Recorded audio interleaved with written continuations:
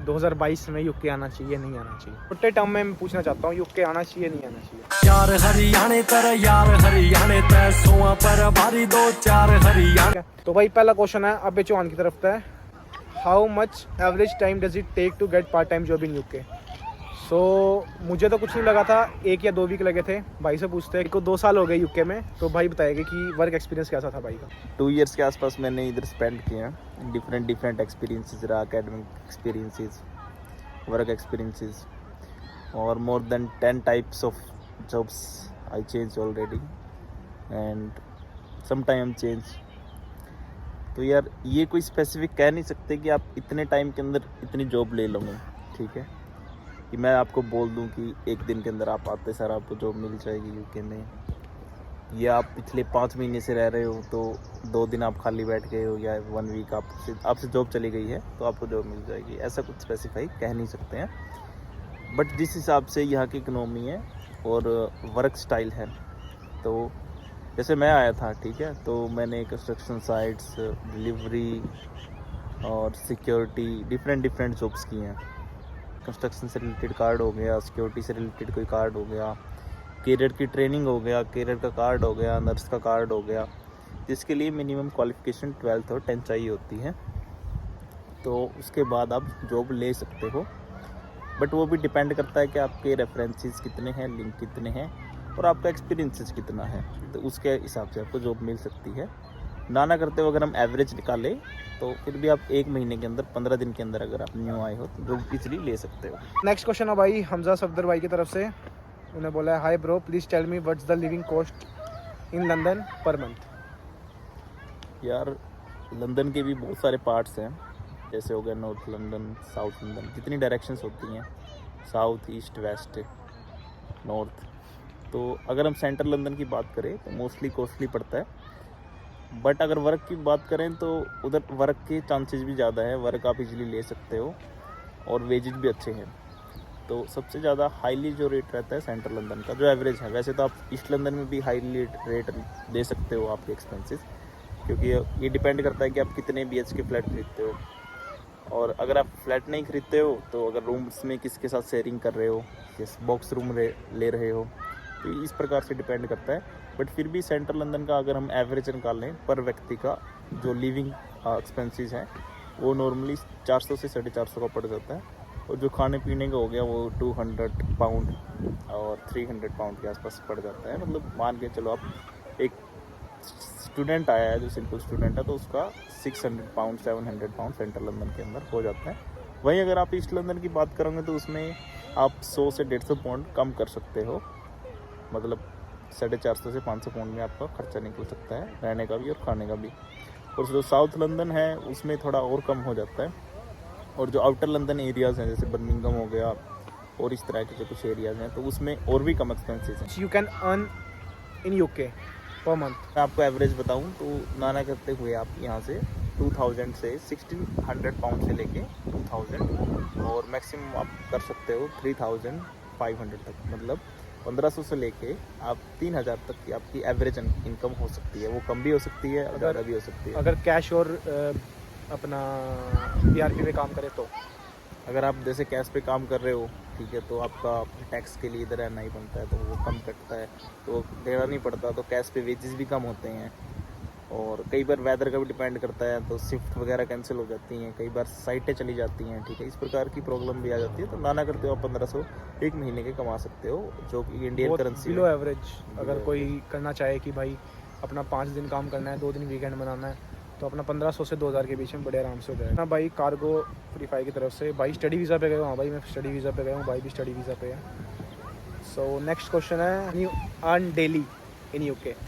हर रोज़ कितना कमा सकते हो? मतलब क्वेश्चन सबके होते हैं, तो इस पर एक सिंगल वीडियो भी बनेगी, सिंगल टॉपिक पे, ये टॉपिक लेके कि क्या क्या मेथड है अर्न करने का, क्या क्या कर सकते हैं, कितना कमा सकते हैं हम लोग। देखो ये भी डिपेंड करता है यार काम के ऊपर। मैं आपको ऐसा नहीं बोल सकता कि आप एक दिन के 150 पाउंड यानी कि नियरली इंडियन करेंसी के हिसाब से 14,000 रुपये या 13,000 रुपये आप कमा सकते हो, मैं ऐसा नहीं बोल सकता। अब सिक्योरिटी के अंदर जा रहे हो तो सिक्योरिटी में मान के चलते हैं जो मिनिमम रहेगा। आप ये भी डिपेंड करता है कि फिर साइट कौन सी है, स्टैटिक साइट है, स्टैंडिंग पोजीशन है, रिटेलिंग है, वो मैं अलग से वीडियो बनाऊंगा। वर्क के ऊपर, उनके वेजेस के ऊपर, बट फिर भी हम एवरेज निकालें पर डे का 7 से 8,000 की आप एवरेज निकाल सकते हो एक दिन की, कम से कम। यूके के हिसाब से 70-80 पाउंड निकाल सकते हो आप। अब बर्मिंघम की अगर हम बात करें तो वहाँ पे वेजेस भी कम है, खर्चे भी कम है, तो बात इक्वली पड़ जाती है। बट अर्निंग की बात करें तो अर्निंग कम है। सेंट्रल लंदन की बात करें तो सेंट्रल लंदन आप इजीली 9-10 हज़ार रुपये की अर्निंग कर सकते हो। चल नेक्स्ट क्वेश्चन है भाई इकबार खान की तरफ से। Bro what things need to do job in UK and like nationality, education, license और एनीथिंग फॉर एनी जॉब। यार ये भी इस प्रकार की जॉब का नेचर रहेगा। जैसे कुछ जॉब्स होती हैं जिसमें लाइसेंस चाहिए होता है, कुछ जॉब्स होती हैं जिसके अंदर लाइसेंस नहीं चाहिए। जैसे अगर आपको एज ए लेबर जॉब करनी है कंस्ट्रक्शन के अंदर, तो उधर एक स्पेसिफिक लाइसेंस बनता है जिसका एक स्पेसिफिक टाइम पीरियड होता है और वो आपको पास करना पड़ता है। ठीक है, वो ईजी होता है, पैसों में भी हो जाता है, बिना पैसों में भी हो जाता है, और उसके लिए लाइसेंस चाहिए होता है बेसिकली।